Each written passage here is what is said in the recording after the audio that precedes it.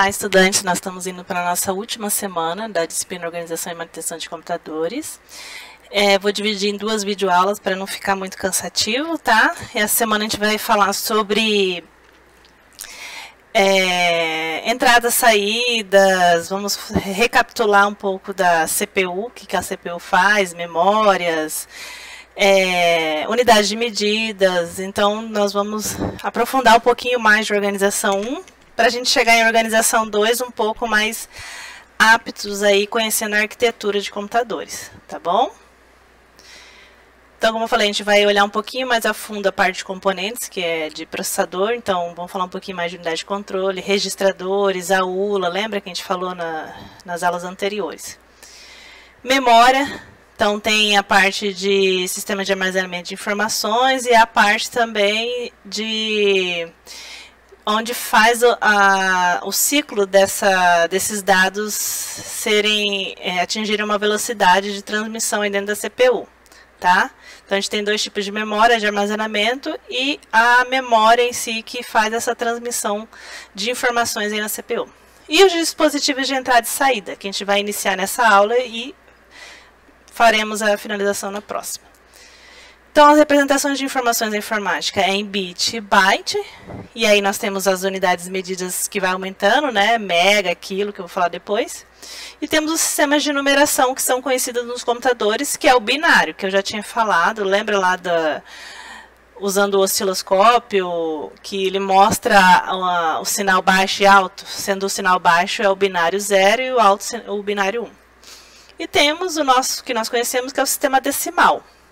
Então, o que a gente tem que fazer no computador? Essas informações que nós vemos no teclado é o que o ser humano conhece, só que o computador só conhece o binário. Então, ele faz essa transformação dessas informações que nós conhecemos nessa parte para binário, para o computador poder reconhecer. Então, a gente tem o decimal, que é os algarismos que nós conhecemos, né, que vai de 0 a 9. O binário, que o computador conhece, de 0 a 1. E temos outros sistemas, que é o octal, que é o algarismo de 0 a 7, e o hexa. Mas nessa aula a gente não vai falar do octal e o hexa. Se vocês quiserem aprofundar, então procurem outras videoaulas, outras apostilas, porque aí aumenta aí a quantidade de horas da aula. A conversão de bases, então, a gente tem a conversão da base B, então, para a base 10 e a base origem do número. Então, o número do algoritmo nosso é a quantidade de números em N. Então, para ficar mais fácil, vamos começar um exemplo aqui. Eu tenho aqui um número binário, 101, nunca se fala 101, né? Sempre individual aí. Ele contém quantos números? 3 binários aqui. Esse 2 aqui, deixa eu colocar uma caneta. Um ponteiro aqui. Então, esse 2 aqui é o sistema de base, que é o binário que representa. E eu quero achar a base 10, que é o que o ser humano conhece. Então, eu tenho 101, que eu quero converter para a base 10. Como que eu faço a conversão? Você usa a base 2 para fazer o cálculo, tá vendo? Ó, você coloca 2 em todos. E aí, eu pego a minha conversão binária e coloco aqui na frente, multiplico pela base 2. Esse da direita, a gente fala que é o menos significativo, então ele é elevado a 0. Então, é 2 elevado a 0. Tá? Sempre vai iniciar do menos significativo, do lado direito, ok? Então, você coloca ele multiplicando pela base 2 elevado à posição. Esse aqui é a posição 0. Esse outro é a posição 1, tá? E aqui é a posição 2. Então, o início é na posição 0. Então, 1 vezes 2 elevado a 0, ok? Todo número elevado a 0 vou voltar aqui para a caneta. Todo número elevado a 0 é igual a 1. 10 elevado a 0 é igual a 1, ok? 30 elevado a 0 é 1. Então, tudo que é elevado a 0 sempre vai ser 1. E aí, a gente fez primeiro cálculo aqui, sempre soma, tá? Entre as conversões, então mais, agora o 0. 0, tá? Vezes 2 elevado à posição dele, ele é a posição 1, mais 1 vezes 2 elevado ao quadrado, que é a posição dele, ok? E aí é cálculo básico agora. Então, é só fazer a conversão do expoente, 2 ao quadrado, 4, 2 elevado a 1, 2, 2 elevado a 0 é 1. E aí faz a multiplicação. Então, 1 vezes 4, 4, 0 vezes 2, 0, 1 vezes 1, 1. Então, esse número binário equivale a 5 decimal. Vamos fazer um outro aqui maiorzinho. Eu tenho 8 números binários aqui, tá? Da base 2, ok? Então, o que eu tenho que fazer? Eu quero... Deixa eu voltar aqui para... Eu quero fazer a conversão. Então, sempre começo da direita, então do menos significativo, tá vendo? Ó? 2 elevado a 0, 2 elevado a 1, 2 ao quadrado, 2 à terceira, quarta, quinta, sexta, sétima. São 8 números, mas como eu começo do 0 até a 2 à sétima. E aí, o que eu faço? Eu faço a multiplicação dos binários por 2, né? E depois eu faço a soma, tá? Então, não pode esquecer de colocar a soma para fazer o cálculo aí entre eles. Então, 2 à sétima é 128, mais 2 à sexta. Vamos fazer o cálculo aqui. Como que eu faço na científica, ó? Vem aqui, 2 elevado à sexta, 64. 64 vezes 0, 0, tá? 2 à quinta, 32. 2 à quarta, 16. 2 à terceira, 8, só que vezes 0 é 0. 2 ao quadrado, 4. Aqui, ó, 2 a 1, 2, só que vezes 0 é 0. 2 elevado a 0, 1. 1 vezes 1, 1. Então, esse aqui binário equivale a 181, ok? Então, vejam mais vídeos, mais apostilas, tirem dúvidas aí nos chats, nos fóruns, para a gente aprimorar. Isso aí vai estar em alguma questão, então peço para vocês tentarem fazer outras conversões, tá bom? E quando eu tenho o binário e eu quero saber a minha conversão para a base 10, que eu conheço, como que eu faço? Então, por exemplo, eu tenho 19 aqui, que é o decimal, e eu quero saber o meu binário. Eu vou dividir por 2, tá vendo? Então, quando eu faço uma divisão de um número que não é divisível por 2, ele tem um resto, certo? Então, o meu resto, quando tem, eu não preciso saber qual que é o resto, eu só coloco 1. Então, 19 dividido por 2, 9 vezes 2, 18. Então, ele tem um resto, eu vou colocar 1. Aí eu pego o 9 e divido de novo por 2. Não tem um inteiro, então 4 vezes 2, 8, eu vou ter o resto 1. Pego o 4 e divido novamente por 2. Esse já tem, ó, 2 vezes 2 vai dar 4, então meu resto é 0. E aí 2 dividido por 2 é 1, 1 vezes 2, 2, né? Então o resto é 0. Como que eu faço a minha... Agora eu tenho vários números binários, né? Como que eu coloco ele em ordem? Eu vou começar do de cima para baixo. Então, esse primeiro aqui vai ser do lado direito, tá? Então, vai ser 1, 1, 0, 0, 1, tá? Então, o último sempre vai ficar do lado esquerdo, ok? Então, vai ser 1, aqui esse vai ser do lado esquerdo.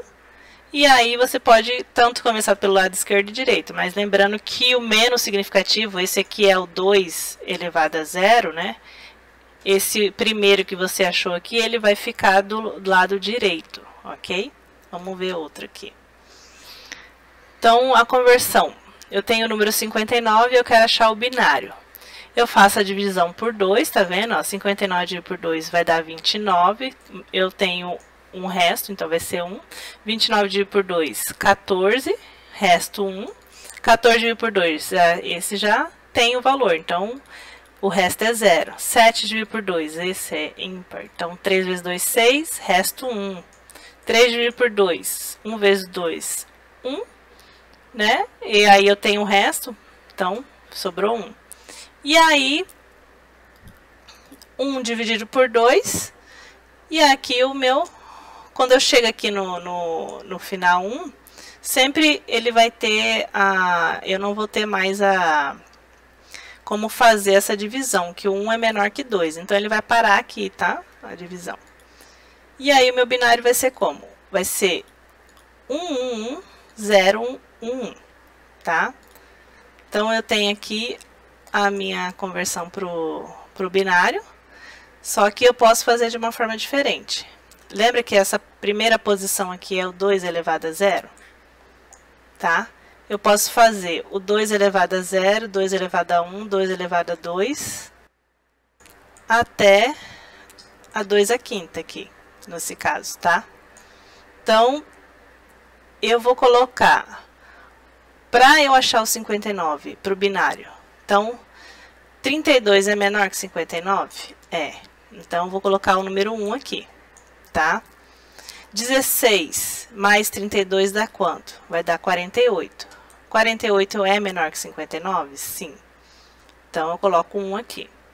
48 mais 8. Vou somar aqui. 2 mais 16. 48 mais 8 dá 56. Então, é menor que 59, eu coloco 1 aqui. Se eu somar 56 mais 4, vai para 60, ele é maior, então eu coloco 0. 56 mais 2 dá 58, então eu coloco 1 aqui. Então, ele é menor que 59. Falta só um número, então, 58 mais 1 é 59. Então, meu binário vai ser 11011, tá? Então, 11011. Então, eu posso usar a tabela para fazer a conversão ou a divisão por 2. Então, terminando aí nossa aula, então terminando a parte de conversão, eu tenho aqui, eu quero converter 6, né, para binário, eu posso usar a tabela, tá? Então, tá vendo aqui, ó, aqui é o 2 elevado a 0, 2 ao quadrado, 2 a 1, 2 ao quadrado, 2 à terceira, 2 à quarta, quinta, 2 à sexta.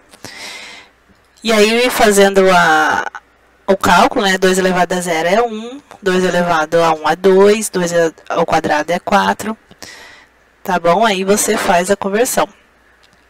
Eu quero fazer de cabeça, então você vai sempre começar do 1, 2, 4, 8, 16, você vai multiplicando o anterior por 2, tá vendo? Ó, para você formar a sua tabela. E aí eu quero converter o 6. Para eu saber o binário, eu vou colocando a soma dele, ó, do decimal, eu vou colocar 1. Então, o 4 é menor que 6? É, eu coloco 1. O 4 mais 2 vai dar 6, então eu coloco 1. E aqui esse outro? Se eu somar com ele vai dar 7, é maior, então eu coloco 0. Meu binário de 6 é 1, 1, 0. 31, a mesma coisa. 32 é maior, então eu não vou colocar nada aqui. 16 é menor, então eu vou colocar 1 aqui. 16 é menor que 31. 16 mais 8. A soma dele vai dar menor que 31. Então, aí você coloca 1. 16 mais 8 mais 4. A soma deles vai dar menor que 31. Então, você vai colocar o número 1. A soma com mais 2 de todos os anteriores, menor que 31, vai dar 30.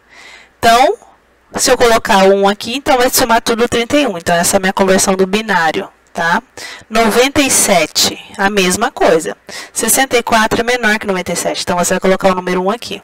64 mais 32 dá 96. 96 é menor que 97, você vai pôr 1 aqui. Se eu somar os outros, ó, vai dar maior, então você coloca 0. Só que aí você já sabe, 96 falta quanto para dar 97? Falta 1. Então, você vai colocar 1 só aqui, ó. Então, 96 mais 1, 97. O resto é 0. Esse é meu binário. Então, você pode fazer dessa forma a conversão ou por divisão. Então, dando continuidade aí na unidade de medidas, a gente tem tamanhos de memória, né? Mas é memória primária ou secundária? Então, a memória primária é a memória do computador mesmo, que envolve aí registradores, memória cache, que a gente vai falar. E a memória secundária seriam os armazenamentos, HD, pendrive, DVD, então são outros tipos de memória. As unidades de medida que nós temos é bit, byte, kilobyte, megabyte, gigabyte, tera, peta, zeta e ota, tá? E aí, a sigla dele do bit é B minúsculo, do byte é B maiúsculo, ok? E a representatividade deles aí para depois, até o iotabyte, é KB maiúsculo ou MB maiúsculo, tá? Nunca usa um minúsculo mais. Então, um byte significa que ele tem 8 bits, ou seja, 8 números binários ali, ok? 1 kilobyte dá 1024 bytes. 1 megabyte dá 1024 kilobytes, ok? Então, sempre referenciando o anterior com a sua unidade de medida. Então, K é 1000, M é milhões, giga é bilhões e T é trilhões, ok? Só para a gente ter uma representatividade aí, por exemplo, 1 byte significa 1 caractere. 10 kilobytes equivale a uma página de enciclopédia. 1 mega seria 1 minuto de áudio MP3 com qualidade CD. Então, só para a gente ter uma ideia de tamanho aí com os dados. Então, memória é o subsistema responsável pelo armazenamento de informações, dados e instruções. Nas memórias existem 2 operações possíveis, leitura e escrita. E a organização de forma hierárquica, ou seja, ele tem a hierarquia de memória, ou seja, depende do seu custo, do seu benefício. Então, a memória é de forma hierárquica aí no computador. Os parâmetros de classificação, a gente tem tempo de acesso, ciclo de memória, capacidade de armazenamento e volatilidade. Então, o tempo de acesso é tempo em que uma informação requerida se torne disponível. O ciclo de memória é o tempo decorrido entre 2 acessos consecutivos. A capacidade de armazenamento é a quantidade de informações que podem ser armazenadas aí.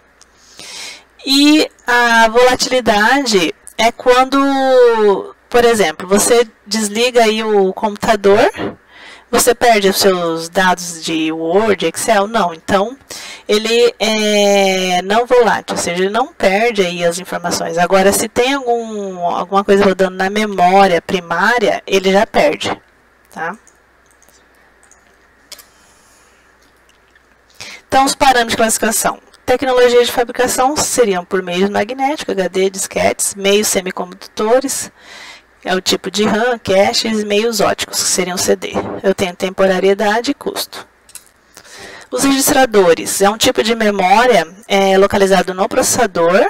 Então, o processador trabalha buscando essas instruções, né, dos dados da memória principal, que seria da RAM, e colocando aí para os registradores. Enquanto eles estiverem sendo usados, os dados das instruções vão permanecer nos registradores aí.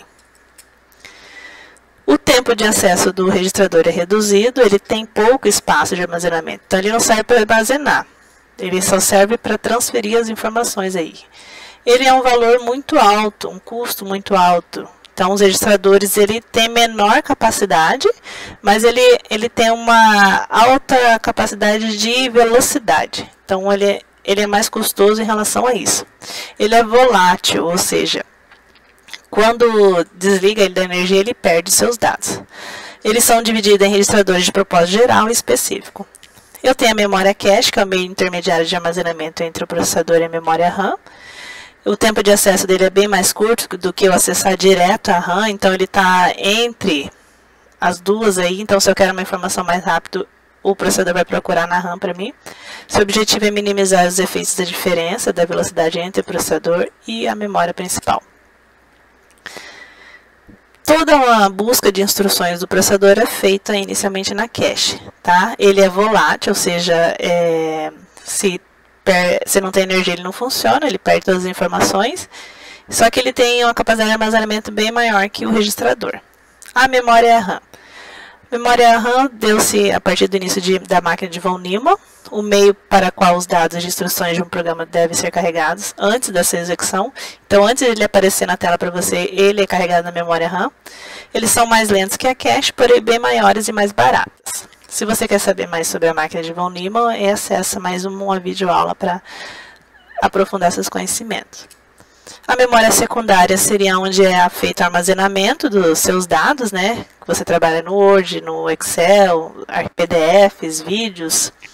São guardados aí em HD, disquetes, né, em fitas. São não voláteis, ou seja, se você desliga da energia e você salvou seu arquivo, é claro, ele não vai se perder. Quando você ligar a máquina, ele estará lá novamente.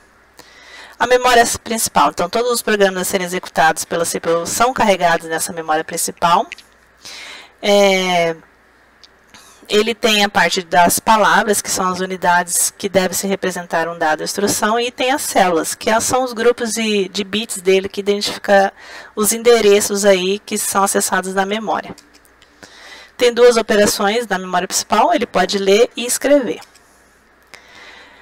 As operações que são realizadas nessa memória principal: barramento de dados, barramento de endereço, barramento de controle, o RDM, que é o registrador de dados de memória, e o registrador de endereço da memória, que é o REM.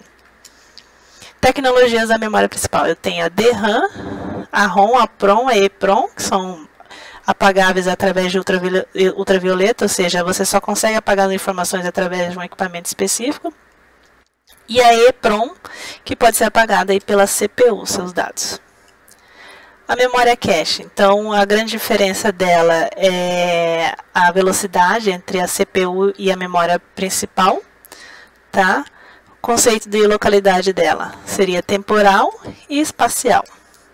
Funcionamento da cache, então o processador sempre vai buscar uma nova instrução, né?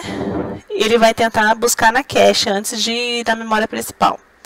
Então ele tem dois tipos de informações, né, que a cache desenvolve aí no processamento, que é o hit. Então quando ele tem alguma coisa na memória cache, ele fala que acertou, e se não tem, ele dá como perca. Então é um MISA, falta dessa informação. Então ele trabalha com isso. Quanto mais acerto, mais acesso à cache ele vai ter aí tornando a CPU mais rápida.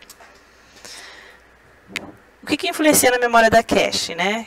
Tamanho dela, né? Relação, o tamanho da memória, a relação entre acertos e falhas que eu falei. Então, quanto mais acertos, mais acesso à memória cache o processador vai ter. O tempo de acesso da memória principal, o custo dela, o tempo de acesso da cache e a natureza do programa em execução. A CPU. Então, a CPU tem a função de processamento e controle, e ele controla os equipamentos, a unidade de controle, registradores e a unidade lógica aritmética. Ele tem ciclos de instruções. O que a CPU faz? Ele busca instruções, decodifica, busca os operandos, executa as instruções, escreve os resultados e retorna o primeiro passo aí de novo de forma infinita. Ou seja, ele faz um loop aí no ciclo de instruções com essas informações. Que a CPU ele faz o processamento de execução das instruções, né? Esse processamento envolve a unidade lógica aritmética e os registradores. E ele faz as seguintes operações aí, né? Faz operações aritméticas, lógica, movimentação de dados, ele faz desvios, né? E trabalha com entradas e saídas. A parte de controle da CPU: busca e decodifica as instruções, gera sinais de controle que irão ativar diversos componentes internos e externos da CPU. Então, é ele que faz esse gerenciamento da funcionalidade do teclado, do mouse, vídeo. As atividades que o controle envolve: unidade de controle, registrador de instruções, contador de instruções, é o CI ou PC, né? O clock, trabalha com RDM, que é o registrador de dados da memória, e o REM, registro de endereço de memória. A unidade de controle faz a movimentação dos dados e controle da unidade lógica aritmética. O clock, ele gera pulsos de sincronização dos trabalhos da CPU. O RI armazena a instrução que está sendo executada e o PC Counter, ele armazena o endereço da próxima instrução que vai ser buscada. Então, ele faz a decodificação de instruções, descobre qual que é a instrução que será executada pela CPU. O RDM armazena esses dados que vai para a memória. E o REM armazena temporariamente o endereço de acesso à memória aí. Então, as instruções de máquina é uma operação básica aí do processador para interpretar e executar. Ele tem o ISA, que é um conjunto de instruções que um processador é capaz de executar. Tem o CISC, que é a instrução complexa, né, setada pelo computador. E o RISC, instruções reduzidas setadas pelo computador. E aí os controles de entrada e saída. Então, esses subsistemas aí é responsável pelo fornecimento de informações e exibições de resultados. Então, esses componentes são chamados de periféricos, localizados fora da CPU. O processador, ele faz a comunicação com esses periféricos, né? Que tem diferentes velocidades e formas de representar e transmitir esses dados. Então, a CPU é bem importante nessa parte de entradas e saídas. Então, é necessário que exista um componente intermediário entre o processador e um periférico. Então, entre a CPU e o seu mouse, tem um intermediário aí fazendo esse controle. Então, esses controladores de periféricos fazem essa comunicação entre o seu mouse e a CPU, entre seu teclado, entre seu vídeo e a CPU. Então, tem duas formas de comunicações, tá? É a transmissão serial, que os dados são transmitidos 1 bit de cada vez, né? Exemplo do teclado e mouse. A transmissão paralela, onde os dados são transmitidos aí em grupos de bits. Então, a paralelas são usadas através de HDs e vídeo. Alguns dispositivos principais de entrada e saída: teclado, mouse, monitor, impressor, scanner, modem. Então, tem vários tipos de entradas e saídas aí que podem ser identificados. Tá? Como que funciona? As interrupções dela. Sempre que uma operação de entrada e saída é solicitada pelo processador, a controladora, né, que executa ela, realiza uma interrupção para informar o término da mesma. Então, você acha que você está usando o teclado e o mouse ao mesmo tempo, mas não está. Tem uma interrupção, né, para uma hora funcionar ele e o outro. Só que é tão rápido que a gente não percebe essa interrupção aí. Temos a DMA, Direct Memory Access, é a técnica que minimiza essa participação do processador em operações de entrada e saída, permitindo que as controladoras acessem a memória diretamente aí.